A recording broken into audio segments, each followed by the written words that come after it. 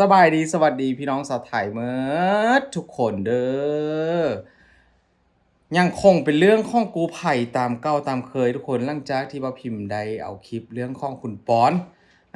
กับทีมงานของคุณปอนที่ว่าเป็นอาสากู้ภัยหรือว่ามูลนิธิที่ช่วยเหลือคนโดยที่บ่ต้องหวังผลตอบแทนก็คือช่วยฟรีทุกเคสทุกอย่างนะทุกคน แล้วป้าพิมพ์ก็ได้เจอคลิปที่บ่เคยฮู้มาก่อนว่าอยู่ที่เมืองไทยมีรถกู้ภัยแบบนี้ด้วยอันนี้ก็คงจะเป็นสิ่งแปลกใหม่แล้วพี่น้องสำหรับป้าพิมพ์ก็เลยว่าอยากจะเอาคลิปมาเผยแพร่ให้หลายคนที่อาจจะยังบ่เคยฮู้ว่าเมืองไทยเข้ามีความพร้อมขนาดไหนเกี่ยวกับการช่วยเหลือพี่น้องชาวไทยที่ว่าได้รับอุบัติเหตุบ่หรือว่าเหตุการณ์ด่วนหยังก็ตามแต่นะทุกคนเดี๋ยวเราไปดูคลิป พร้อมกันว่ามันคือรถอะไรทำไมบ่าวพิมพ์ถึงสนใจขนาดนี้พี่น้องไป นี่เลยทุกคนนี่ก็คือมอเตอร์ไซค์กู้ภัยนั่นเองทุกคนเป็นรถมอเตอร์ไซค์ที่ได้รับการตกแต่งออกมาได้ดูดีมากๆทุกคนนี่แหละคือสิ่งที่ป้าพิมพ์อยากจะให้เห็นทุกคนหลายคนก็คงจะคุ้นหน้าคุ้นตากันอยู่ในตัวเมืองบ่หรือว่าต่างจังหวัดอาจจะเห็นบ่อยกันแล้วทุกคนแต่ว่ารถที่ป้าพิมพ์เอามาเบิ่งนี่ก็เป็นมอเตอร์ไซค์ที่ได้มีการตกแต่งเป็นที่เรียบร้อยทุกคนใส่ไฟใส่เลนล้อมรถ ทุกด้านกันเลยทุกคนด้านหน้าด้านท้ายแล้วก็ด้านข้างถือว่าเป็นรถกู้ภัยที่ได้รับความนิยมหลายแล้วก็ในเหตุการณ์ที่ว่าเร่งด่วนใส่มอเตอร์ไซค์ไปถึงจุดหมายปลายทางกันก่อนนะทุกคนบอกเลยว่าเครื่องอุปกรณ์แล้วก็เครื่องมือทางการแพทย์นะทุกคนถือว่ามีครบกันเลยการปฐมพยาบาลขั้นเบื้องต้น โอ้ยเมืองไทยมีอะไรตั้งเยอะแยะเลยทุกคนนะถามว่าอยู่บ้านของมาพิมพ์มีบ่รถแบบนี้ยังบ่มีพี่น้องนะแต่ว่าในอนาคตก็อาจจะมีเหมือนกับเมืองไทยนี่บางคันก็แต่งตัวเหมือนกับเจ้าหน้าที่เลยนะทุกคนเจ้าหน้าที่ตำรวจเลยแต่ว่าบ่แม่นนี่คือรถมอเตอร์ไซค์กู้ภัยอืมสวยมากทุกคนแต่ละคันมีการตกแต่งแล้วก็มีอุปกรณ์เครื่องเทคโนโลยีที่ว่าทันสมัยใส่เข้าไปในมอเตอร์ไซค์ ทุกเหตุการณ์ที่ว่ารถยนต์กู้ภัยไปบ่ถึงก็อาจจะใส่รถคันนี้ใช่ไหมทุกคนนี่มีทั้งสาวๆกู้ภัยนะทุกคนหน้าตาดีซะด้วยสวยมากทุกคนทั้งคนทั้งรถสวยจริง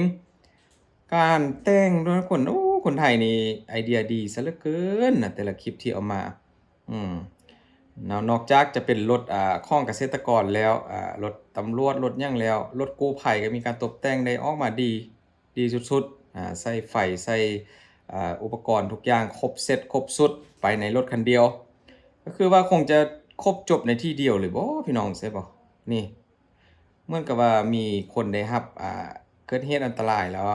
เกิดอุบัติเหตุบ่สิก็คงจะแม่นมอเตอร์ไซค์นี่ไปถึงที่ก่อนแล้วก็ปฐมพยาบาลเบื้องต้นตามที่ผมพิมพ์เข้าใจนี่ทุกคนถือว่าแต่ละคันนี้เหมือนกับผลิตออกมาโดยเฉพาะเลยทุกคนนะแต่ที่จริงแล้วคือการเอารถธรรมดานี่นะมาตกแต่งใหม่ทุกคนนี่ก็เป็นยี่ห้อดังนะก็คือรถ Forza ทุกคนโอ้ยราคาก็บ่ธรรมดาประมาณเกือบ300,000 บาททุกคนนี่คันนี้เลยทุกคนที่พอพิมพ์ทึ่งแหงก็คือเข้าไซต์รถยนต์ที่เป็นรถกู้ภัยทุกคนได้เชื่อมต่อวิดีโอกับรถมอเตอร์ไซค์ที่กำลังทำภารกิจไปช่วยคนเกิดอุบัติเหตุอยู่นะทันสมัยแหงมีคนดูจออยู่ท้ายรถอยู่ที่บริษัทบริเวณ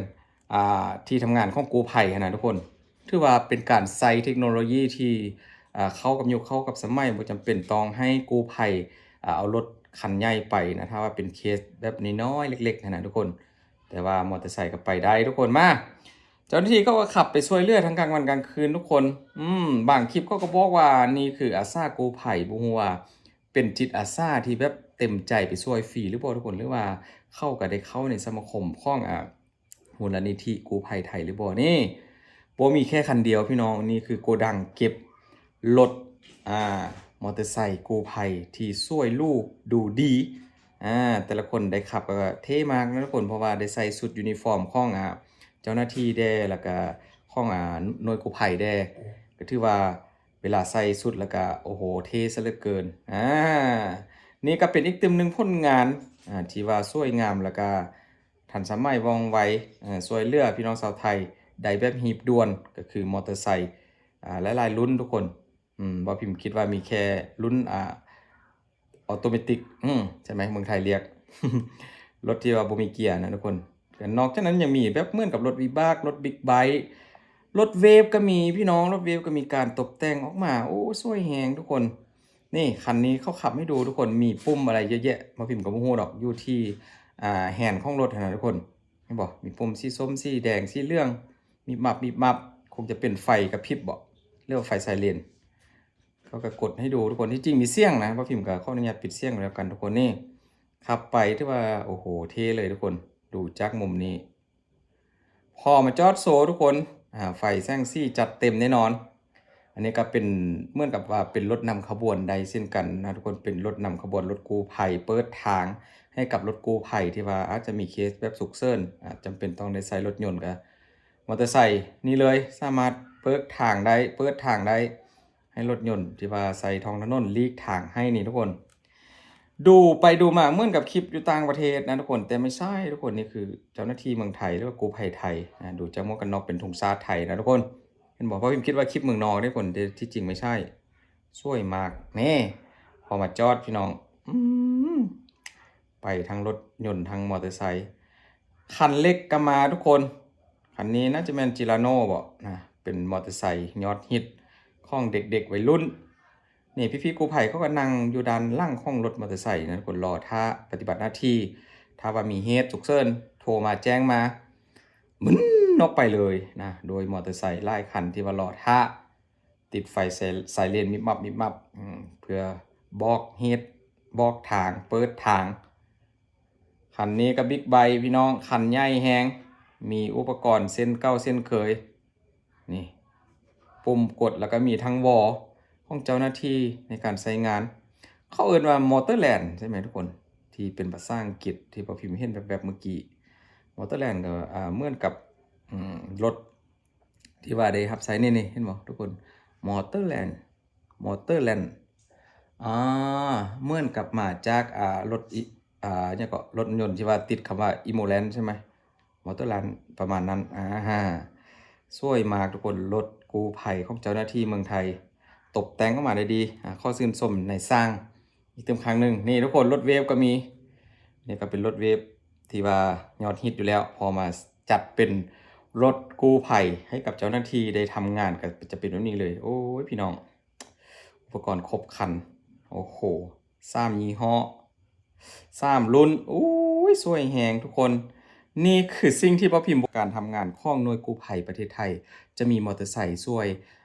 นำทางทำงานไปด้วยนะทุกคนเพราะว่าได้ทำคลิปของคุณปอนนั่นแหละแล้วบังเอิญเห็นคลิปมอเตอร์ไซค์กู้ภัยเด้งขึ้นมาทุกคนสวยมากว่าพิมพ์พยายามเข้าไปดูว่าคือรถอะไรปรากฏว่าคือรถกู้ภัยหรือว่ารถนำทางก็ได้นะทุกคนนี่คือ1ผลงานที่โดดเด่นกับการช่วยเหลือพี่น้องชาวไทยเวลาเกิดเหตุฉุกเฉินเกิดอุบัติเหตุตามท้องถนนก็คือมอเตอร์ไซค์อาจจะไปถึงไวกว่านะเวลารถติดในสถานการณ์ที่แบบคนกำลังทำงานคนใช้ท้องถนนเยอะกับมอเตอร์ไซค์สามารถเข้าตามซอกตามซอยตามว่างข้องรถยนต์ข้องซอยยังใดนะถือว่าเป็นไอเดียที่ดีหลายอันนี้ก็บ่พิมพ์บ่ฮู้ว่าการตกแต่งนี่ใช้เวลาเท่าไหร่นะทุกคนแต่ว่าก็คงจะใช้เวลาพอสมควรแล้วก็รถก็รับการดัดแปลงมาให้เหมาะกับการใช้งานของเจ้าหน้าที่ทุกคนเก่งหลายข้อชื่นชมจริงๆนะกับในสร้างของเมืองไทยได้ที่ว่าช่วยตกแต่งรถออกมาได้ดูดีหลายนะทุกคนขอบคุณหลายๆทุกคนนะขอบคุณจริงๆอันนี้ก็เป็นสิ่งแปลกใหม่สำหรับบ่าวพิมพ์สำหรับคนลาวคือบ่าวพิมพ์เลยแหละทุกคนที่ว่าก็เคยเห็นทุกคน ขอบคุณหลายๆทุกคนเจอกันคลิปพรุ่งนี้ก็แล้วกันเด้อพี่น้องบ๊ายบาย